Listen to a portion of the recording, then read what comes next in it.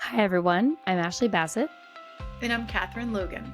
and welcome to Overtime with the Sports Docs.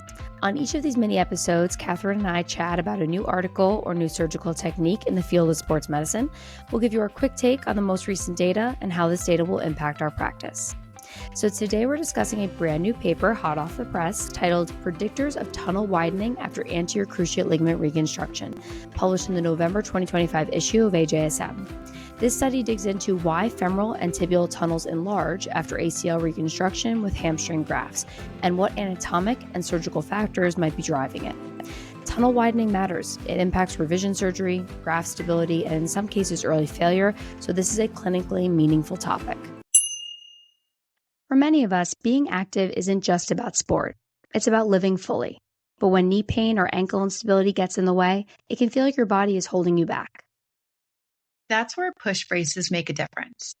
The PushMed ankle brace AcquiFlex and the Push Sports knee brace provide the stability you need without locking you down.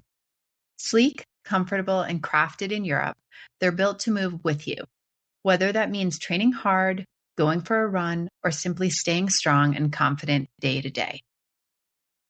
With innovative designs that support while allowing natural movement, push braces help athletes and active people alike find relief, prevent pain, and stick with their treatment so they can keep momentum in their lives. See the difference at bracelab.com. Clinicians can email samples at bracelab.com and mention the Sports Docs for a free sample. JRF Ortho has some exciting news. Starting early in 2026, JRF Ortho is launching a quarterly traveling fellowship program designed to provide you with hands-on exposure to osteochondral allografts, meniscus, and ligament repair, all in a dynamic and stimulating hands-on environment. Each fellowship will be led by distinguished faculty with opportunities to learn in different regions across the U.S. Fellows will also get an exclusive behind-the-scenes look at tissue processing with tours at JRF Ortho's partner facilities in Denver. Every quarter, 3 outstanding candidates will be selected for this unique experience. The first fellowship takes place in Southern California in early February, featuring Drs. Bugbee, Mandelbaum, Merzian, Dean Wang, and Tim Wang. This will be followed by a second opportunity in April. In late summer, early fall, JRF Ortho will feature 2 exciting options. One will be dedicated entirely to an all-female cohort, with both faculty and fellows coming together to advance women in orthopedic surgery. The other is open to any established orthopedic surgeon looking to explore their knowledge further in allograft transplantation. Applications are currently open for each of the different options at jrfortho.org or reach out to marketing at jrfortho.org. Elevate your technique. Expand your network.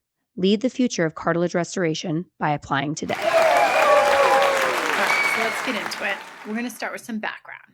So tunnel widening after ACL reconstruction is not new, but why does it happen? That's debated. So there's a few proposed mechanisms. So first, biologic. So biologic factors. There's synovial fluid ingress, some cytokines, some graft necrosis, or remodeling happening in those tunnels, and that's why it widens. There's also the mechanism of mechanical factors. So if there's too much graft motion, or we also call this like the windshield wiper effect or the bungee effect, that has some repetitive shear forces that can cause the tunnel to widen.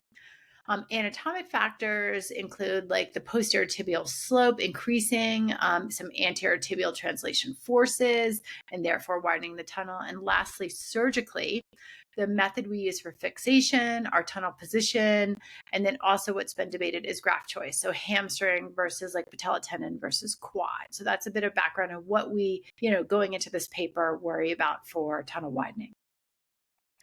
Yeah, so this study asked 3 key questions.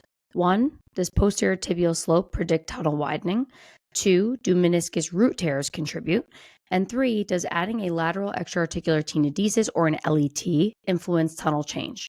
So this is the first large cohort looking at all of these together over 2 years with both tibial and femoral tunnel measurements. This study included 307 patients who underwent primary ACL reconstruction using hamstring autograft. The femoral and tibial tunnels were measured immediately post-op and again at 2 years. Medial and lateral posterior tibial slope was measured on long leg lateral radiographs.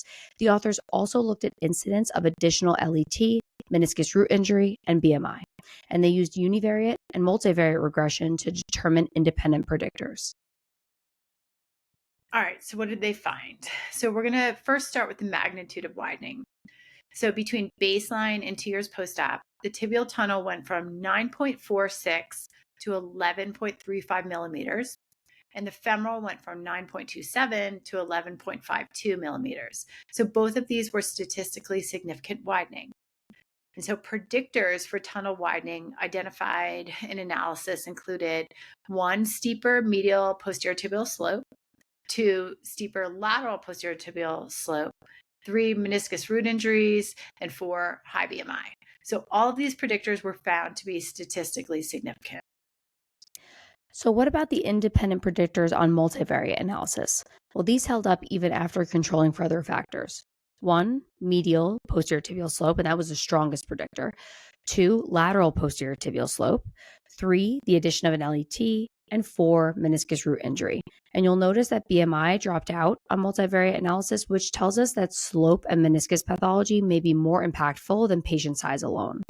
What's interesting is that the LET independently predicted more tunnel widening. And this really, at least to me, is counterintuitive because LET decreases rotational load and graft stress, but perhaps load sharing changes the biomechanics across the graft tunnel interface. And we're going to chat a little bit more about that later. All right, so let's break this down. So what does this actually mean for surgeons? So let's start with the posterior tibial slope. So this matters. So both medial and lateral slopes contribute. The higher the slope, the more anterior tibial translation, and that's going to lead to more graft tunnel motion. And that's going to lead to mechanical widening. So clinically, surgeons should consider the slope when they're counseling the patients. So especially athletes with a high medial posterior tibial slope, we can consider slope reducing osteotomies in certain high-risk revision cases. And we can also expect a greater degree of remodeling even without clinical failure. Okay, so what about meniscus root tears? Well, they increase tunnel stress. Root injuries destabilize the tibiofemoral joint and increase anterior tibial translation forces. This likely increases the micromotion of the graft. So repairing root tears should help reduce tunnel stress post anterior cruciate ligament reconstruction. However, I assume these were repaired, but perhaps that subtle change in biomechanics after the repair contributed. I find this to be an interesting finding. But the LET contribution to the widening really needs more explanation. So LET is designed to reduce rotational load, but perhaps could it change graft tensioning dynamics, transfer more load to the graft bone interface, or even affect tunnel healing biologically? And this is not a reason to avoid LET, but it highlights that load environment really changes. It really matters. Yeah, for sure. And the BMI, that was significant on univariate analysis only. So higher BMI is likely increases compressive and shear forces, but not enough to remain in the multivariate analysis. And I think when you consider the posterior tibial slope, and I think that's interesting because I think oftentimes we just assume that BMI is going to have this huge impact on the mechanical forces. But let's finish up with our clinical takeaways. So here's our quick and dirty, practical pearls. So 1, posterior tibial slope, especially medial, it's powerful predictor of tunnel widening. 2, femoral and tibial tunnels both show significant widening with hamstring grafts at 2 years. And 3, meniscus root pathology matters. So repair it early and repair it well. And I think, you brought this up, we're assuming these are repaired, but do we know if they're repaired well? That's a very challenging surgery. We don't know. Yeah. There wasn't sort of an evaluation of that. Yeah, absolutely. And we had Aaron Critch on, and he was talking about the different repair techniques for root repair and how it's changed over the years. And so maybe they were doing the transosseous, no centralization suture, maybe it did lead to some compromise there, and that can contribute. So I think repairing it well is very important, and recognizing it too. They can go missed. So I think that's very important. And then 2 additions from my perspective. So LET may be associated with more tunnel widening, but clinical impact remains unknown. And then use caution in high slope or multi-ligamentous knee injuries where tunnel integrity is critical, especially for revisions. So this study reinforces the need to consider the global knee biomechanics when planning ACL reconstruction, not just graft choice or tunnel position. Like, what are your thoughts on this LET, that it was linked to tunnel widening? Because again, MRI studies have shown that it decreases graft stress by looking at fluid in the graft, like early on in the recovery process. So how would it increase more stress at the graft tunnel interface? Like, what are your thoughts on this? Yeah, I agree. Like, I think, we don't really know yet. Like, because there wasn't like a great it's not like it included analysis on technique Yeah. of just like breaking it down. Were all these LETs done the same way? Mhm. Were they done well? Were they done by a surgeon who was just starting to do them versus someone who is more seasoned? So Yeah. I think there's a lot of questions before I jump to, oh gosh, this is trouble. Mhm. Because I think we're seeing so many great things about an LET.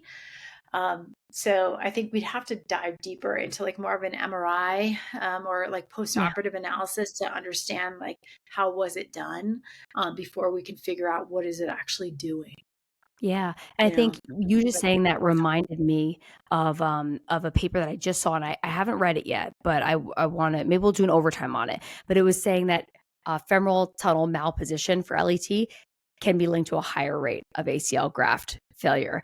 And for me, that was just Oh like, yeah, because you think about it as, oh, I'm just tightening up the outside there, give it a little bit of extra stability, it'll be fine. And now there's perhaps some data saying if it's not done well, it can lead to an increased risk of graft failure. And maybe that's what this is seeing. Maybe the subset that had tunnel widening, maybe the femoral tunnel position wasn't correct, or maybe it was overly tensioned, and more forces were at that tunnel. We just don't know. As you said, I think there's still so much to learn about not only this topic, but about the impact of an LET on all of these ACL factors.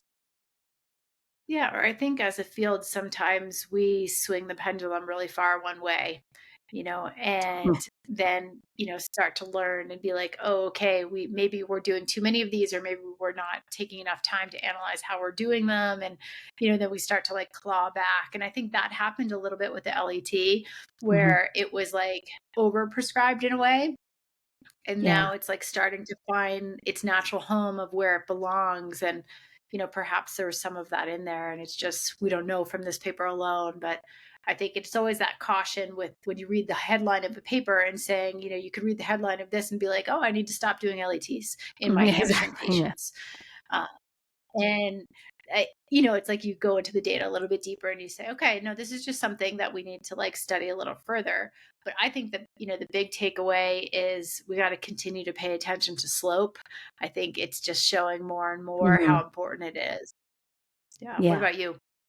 Yeah, absolutely. And then I would love to see, I love when we read a paper and I'm like, wow, I want like 5 more papers to come out of this, because I'd love to see the impact of slope and tunnel widening for other graft choices, because I Sure. wonder if we would really not see that with BTB, or maybe less so with quad. And then I'd love a slope cutoff. Like we always say, like a slope of like 12 degrees or 13 degrees is usually when, like, all right, you consider like a slope altering osteotomy. Do you consider an LET? Is that enough for that patient? So I just think really hammering home, like, how high of a slope is too high of a slope that you need to put them through like an osteotomy to correct, because there's such an elevated risk of failure. So just a lot of unknowns, I think. But I think your point about the posterior tibial slope really impacting is really important. Yeah. No, and the BMI was not it, Yeah. you know. So I Gotta think stop that's blaming the another one patient. that yeah, yeah, Exactly. gotta look at our work up there. So I think Exactly. just another echo to be like more, more thorough in our workup, making sure we're doing thorough radiographs, making sure that we're repairing that root well, and then continue to watch the LET. Absolutely. Well, thank you for listening to our overtime chat today. We hope you enjoyed our conversation. Make sure to subscribe on Apple Podcasts, Spotify, Amazon Music, or wherever you get your podcasts to stay up to date on all things sports medicine. You should also watch us on YouTube. If you like what you hear, please consider subscribing and leaving us a review. You can also reach us by email at thesportstalkspod@gmail.com or find us on Instagram at thesportstalkspod. We love your feedback.